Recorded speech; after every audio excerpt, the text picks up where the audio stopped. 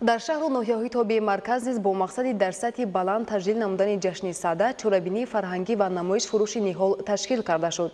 гузориши навбатӣ дар ин хусус таҳия шудааст. ҷашни сада дар ноҳияи шаҳри нав бо баргузор намудани намоиши дастовардҳои кишоварзон, афрохтани гулхан ва ташкили дигар сунъатҳои мардумӣ таҷлил карда шуд.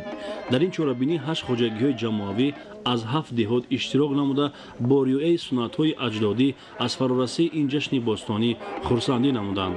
ташкили намоишгоҳ бо ба маъраз гузоштани номгӯи зиёди маҳсулот хосса ҳосили зироати кишоварзӣ ва маҳсулоти аз онҳо тайёршаванда, намудҳои гуногуни тухмиҳо, ниҳоли дарахтони ороишиву мевадиҳанда ва дигар дастовардҳои хоҷагидорони ноҳия ин маконро қабои идона бахшид.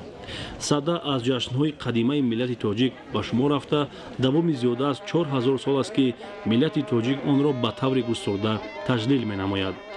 бо мурури замон як муддат ин ҷашни бостонӣ ба гӯшаи фаромӯшӣ рафт ва бо сиёсати фарҳангпарварона ва мардумсолории роҳбарияти олии мамлакат он дубора эҳьё шуд. дар ин маърака ҳамчунин ихтироъкорони ҷавон маҳсули заҳмати хешро манзури иштирокдорон карданд. дар ҳамин рӯз ҳамчунин сокинони ноҳияи шаҳри нав даври ноҳиявии озмуни ҷумҳуриявии дастсархонороиро ташкил ва баргузор намуданд.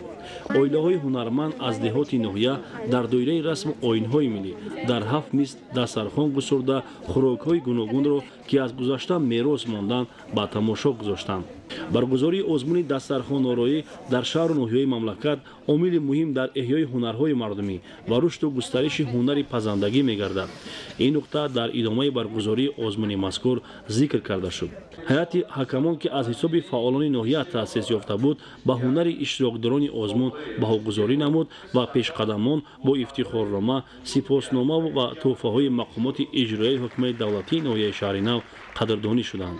дар ҳамин замина намоянда аз деҳоти Боғистон барои иштирок дар даври ҷумҳуриявии озмун рохат гирифт.